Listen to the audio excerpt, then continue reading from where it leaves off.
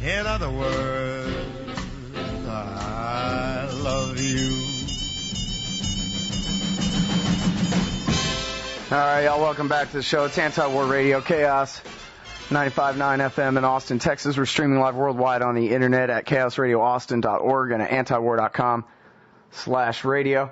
And our next guest is Eric Margolis from Sun National Media in Toronto, I think, and author of the new book, not so new, kind of new, American Raj, Liberation or Domination. Welcome back to the show, Eric. How are you? Great to be back with you, Scott. All right, so what's going on in Central Asia? Seems like there's a giant war. What's going on over there? This guy, Stanley McChrystal, is running things. Is it, what do you think is the major motivation of the American empire? Is it just the generals want to keep their bases? Is it which pipeline runs which direction? Is it trying to pick a fight or contain Russia and China, or just killing little brown people because it's fun? Or what is the point of this? Selling airplanes? That's important. Tell me. Excellent question. It can't be about protecting us from Al-Qaeda terrorism. No, there are hardly any left. I was in Washington recently, and a number of congressmen, Republican congressmen, were asking me the same questions that you pose, off the record, of course. That's funny. The Republican congressmen are like, hey, why are we fighting this war that we've been starting and supporting and paying for this whole time? I said, I don't understand who is really giving the marching orders. Now, I know that General McChrystal's request for maybe 25,000 more American troops on top of the 63,000 who are already on the way or in Afghanistan is reeks of Vietnam-era deja vu, mission creep, we used to call it. 80,000 now.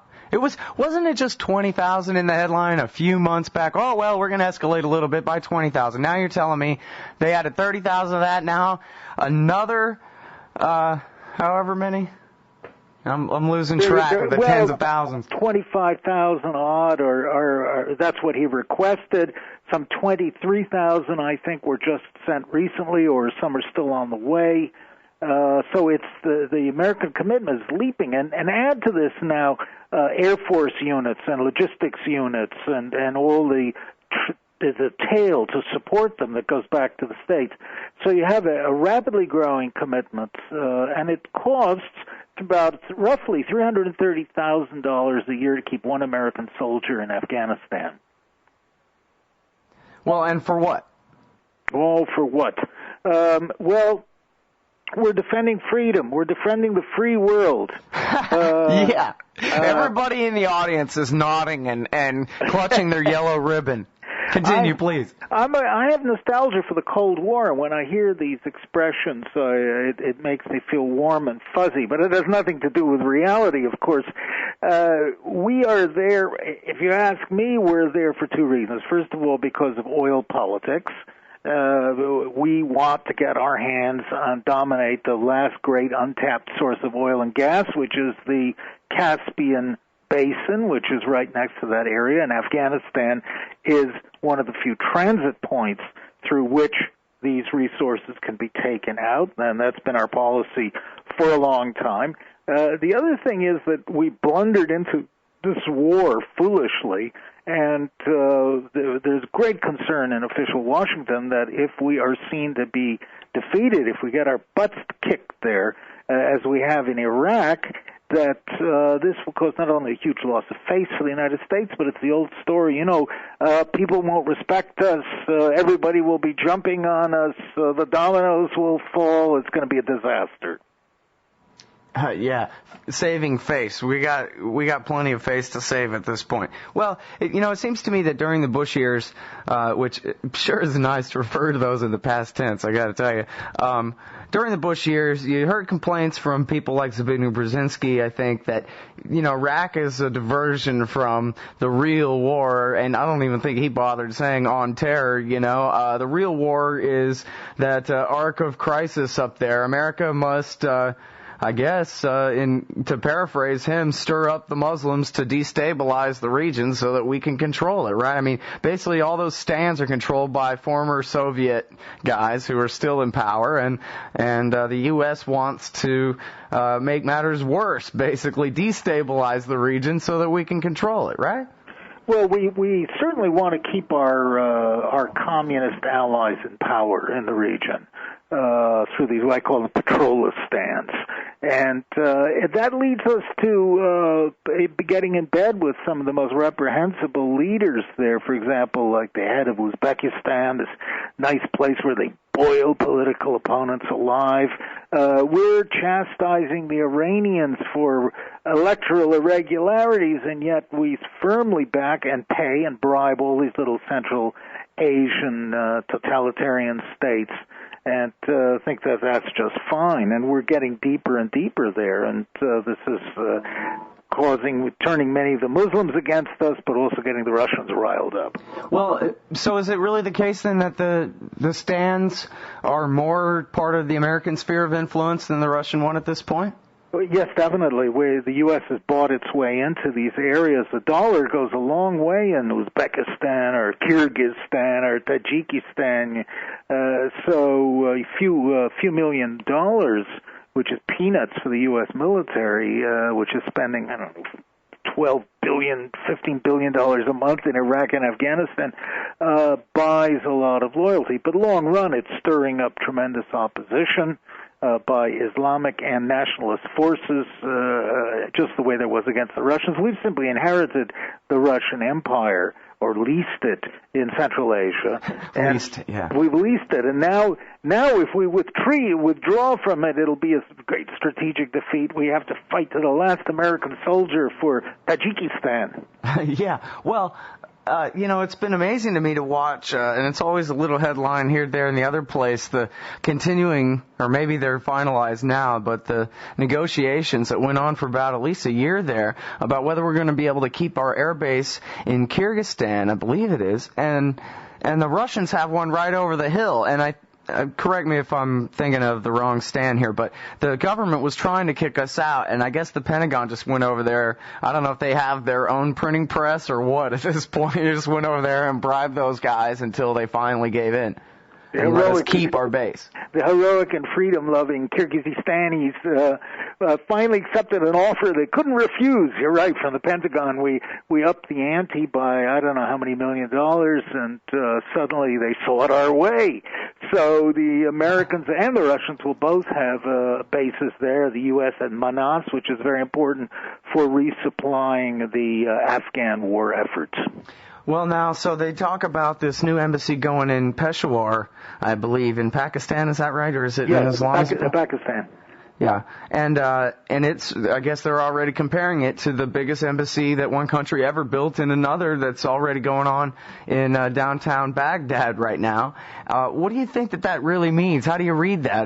What is America's intention inside Pakistan? Because, they sort of had a state going on there, although, Obama and Holbrooke and Clinton decided to have their Prime Minister Zardari launch this civil war against the northwestern areas there and create this giant crisis, which of course led to the anti-Christian pogrom of the other day as one example of blowback already.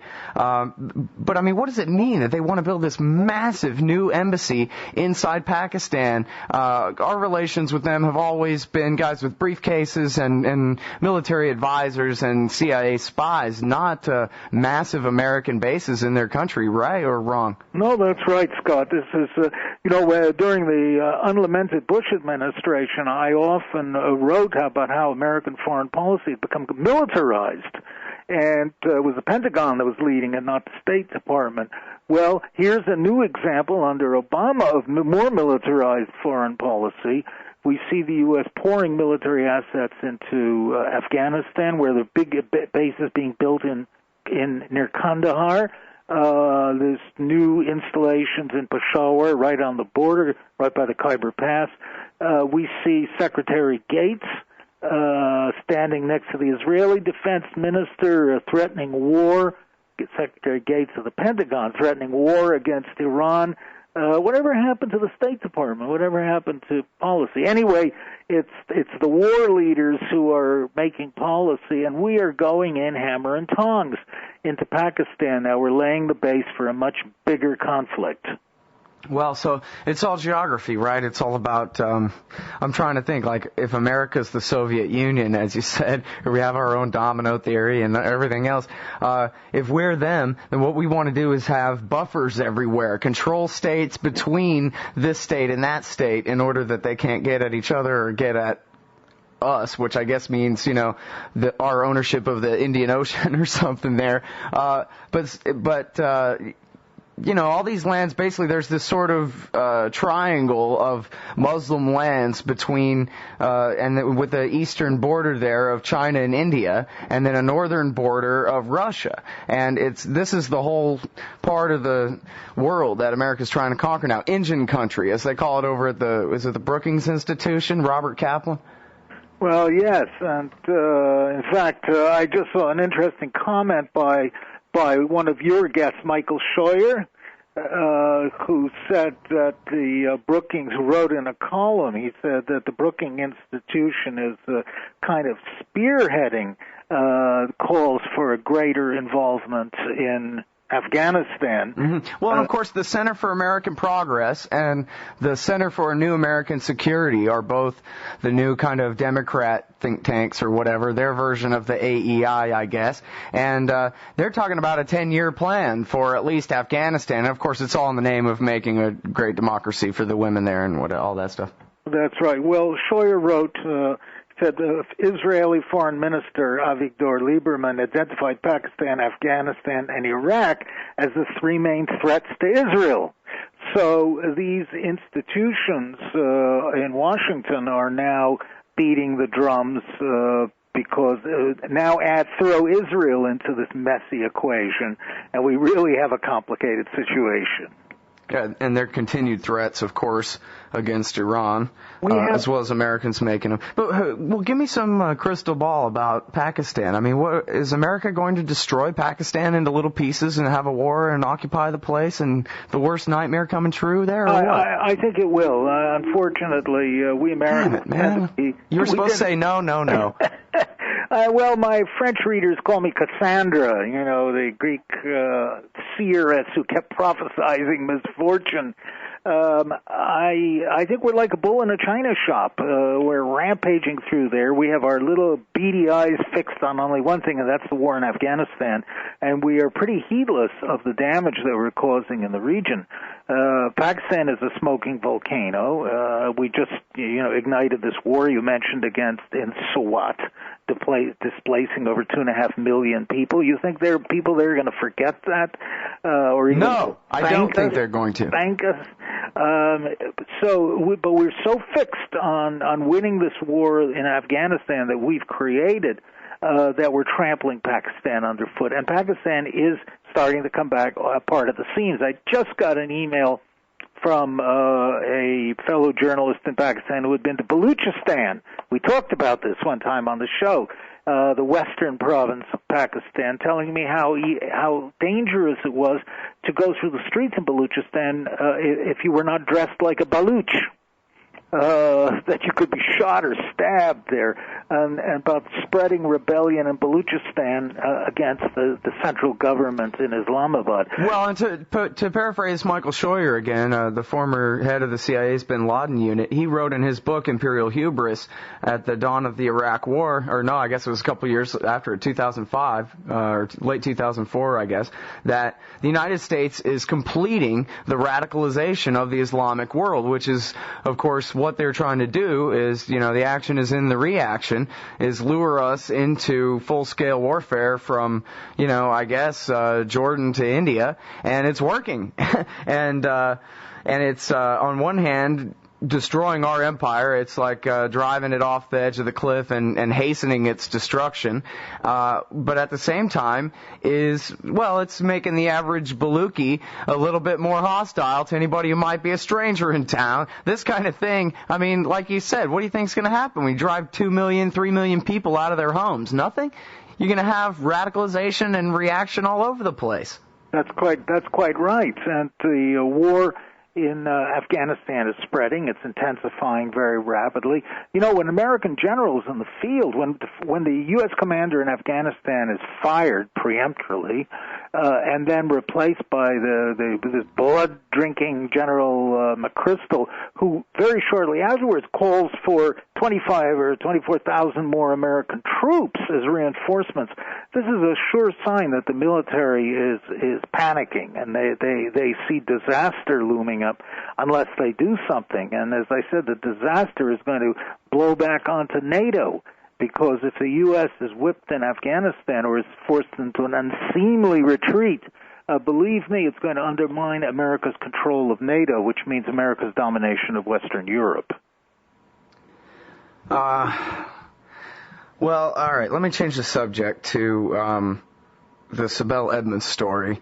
She's got a new thing out where she says the Americans were working with the bin Ladenites, not just, jihadists in general, but actually working with bin Laden and his group right up until the September 11th attack. Now, the article doesn't say that she claims that, the CIA did it as an inside job or whatever like that, but, there's reference made, Luke Ryland's article about it, makes reference to your interviews on this show where you talk about how the CIA at least turned a blind eye or whatever. I'll let you characterize it, but there was some level of cooperation as the bin Ladenites were training Uyghurs, the Muslims in Western China, for possible use against them. And I guess the way Luke characterized it was that it sounded like your story coincided sort of with her story, that Al-Qaeda was basically working with Pakistani and Saudi and American intelligence ultimately. I don't go that far. I saw the article too, and I think they didn't quite use the sense that I had intended, and that was that there were tenuous contacts, as far as I understand, between the CIA and bin Laden. Certainly between Saudi intelligence and bin Laden. But, that is the job of intelligence agencies. Here I jump to the defense of the CIA. It's their job to be in contact with everybody behind the scenes and to know what's going on, and to have a finger in every pie and stir every pot. So there is nothing wrong with that. But what happened was that after 9/11, I believe that the CIA suddenly shredded all the papers and fired all the agents and things like that who had any connection with their contact with bin Laden. I've seen it before in the famous case of Edwin Wilson, the convicted arms dealer in Angola, who was wrongly persecuted by the government when they changed policy once again. So it's quite possible it happened. I mean, certainly Pakistani intelligence was in very close contact with bin Laden, probably still is. But to say that the CIA was funding him or directing him is not accurate in my view. Mm-hmm. Well, what about in the larger sense, still even by a couple of degrees of separation, the CIA intentionally kind of helping the larger jihadist movement along in those Central Asian states? I mean, I guess you say now all those former Soviet dictators have been bought off, but I guess, was that the case then? And did they think that it would be a good idea to continue to use the model, for example, backing the KLA in Bosnia? And I don't know specifics of American support for the Chechen rebels, although I hear tell that there's some of that. I'm not aware of any U.S. support for the Chechens. In fact, the U.S. sold out the Chechens under President Clinton by declaring them terrorists and by financing Boris Yeltsin's campaign in Chechnya in exchange for Russia giving the U.S. a free hand in the Middle East against Iraq. That's a different issue. Yes, I believe CIA was cultivating bin Laden and a number of other jihadist groups in Afghanistan for going up and overthrowing the communist governments, the Red Sultans, as I call them in my book, a war at the top of the world, overthrowing them and overturning these regimes. In fact, when the U.S. invaded Afghanistan, it made a great hue and cry about all the terrorist camps that were found, but that was just not true. Most of the camps in Afghanistan where jihadists were being trained were run by Pakistan's intelligence service. They were training fighters to go and fight in India and held Kashmir. And the second biggest group was the Islamic movement of Uzbekistan, which was being trained and funded to go and overthrow the government of Uzbekistan with American CIA backing, discreet. But I guess certainly since 2001, that's over now. Oh, yes. The minute 9/11 happened, suddenly you can just picture the scene in Langley, Virginia, where somebody says, what the hell, who's paying off these, why are we paying money? Look, to these jihadists, the United States government was supplying the Taliban regime in Kabul with millions of dollars. I think the figure was $22 or $24 million in aid, right up until 4 months before 9/11. And the money was cut off not because of terrorism, but because Taliban gave the contract to build an oil pipeline to an Argentine consortium, which infuriated Washington, and they cut off their stipend. Right. All right, now, I guess let's talk about India. Part of the politics of the current war in AFPAC, as the Democrats call it, as you say, is about the direction of these pipelines. And Gordon Prather has written a lot about, he's a previous guest on the show today. He's written quite a bit about the deal that the Bush regime made, Condoleezza Rice made with the Indians, that they would get all the ultimate exceptions to the non-proliferation regime, and they would be able to remain outside of the non-proliferation treaty and yet be still treated as completely equal nuclear partners with the United States and all this. And I think you and I have discussed before that this was basically a big bribe to the Indians to not participate in, was it what they call the peace pipeline, or is that a different pipeline? Can you get a little more detail on that? Yes, there is a pipeline that's due to run. In fact, work has begun on it, I understand, from Central Asia down through Pakistan. I think it's called the TAPI pipeline, and down through Pakistan, but it's supposed to have two arms that branch off, one that's supposed to go to Iran and one that's supposed to go to India. I'm sorry, not Iran, Pakistan, one to India. The Americans were very upset. I'm sorry, there was an Iranian branch too. They're very upset that Iran would benefit from this. They tried to thwart it. They tried to get the Indians to block the Iranian section of the pipeline. That was one aspect of the nuclear thing. But the real motivation, in my view, behind America's deal with India, which I think is very, very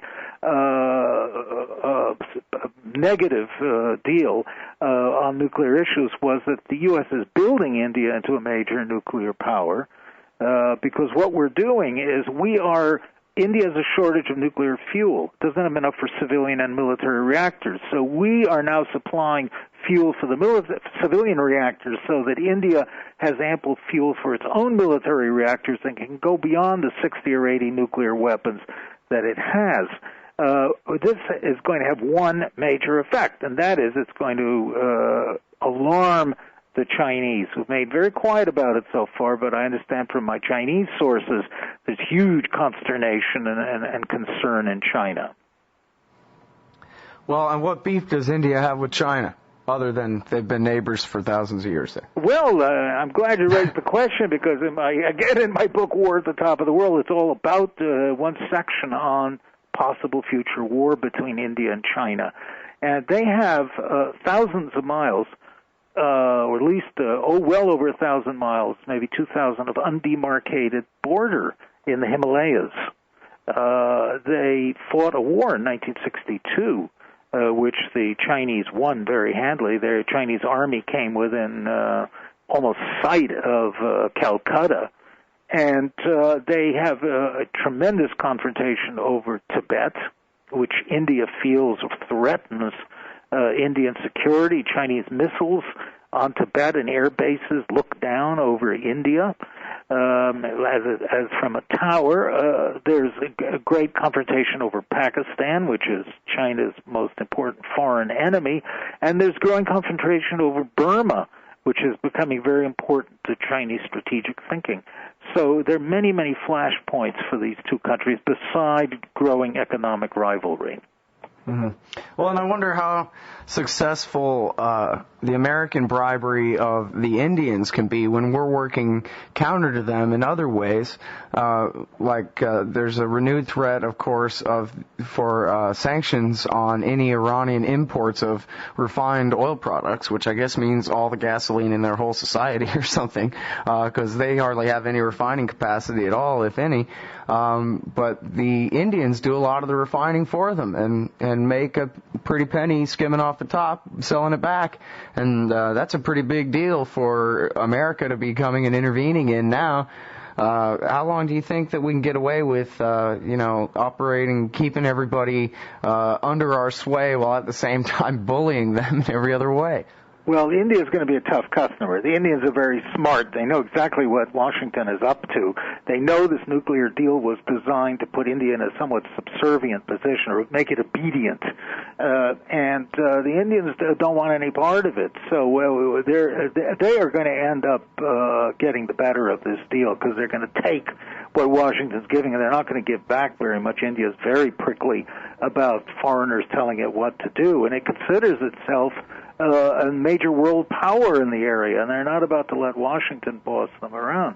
But talking about sanctions on Iran, the U.S. still already has a lethal set of sanctions on, and that is on aircraft. We deny Iran any new aircraft or aircraft spare parts or engines. The result is that Iran has had to buy ancient Soviet third-hand airliners, Tupolovs, and they've had a steady series of crashes. There was one, I think, last week and a couple of weeks ago that have killed hundreds and hundreds of Iranians when these planes fall apart, crash, and it's really a lethal policy. And we've stopped Europe from selling Iran any aircraft because of American components. So there's something very punitive already. If we cut off gasoline to Iran, well, didn't we do that to Japan in 1941, I think, or we did. We cut off gas and aviation fuel.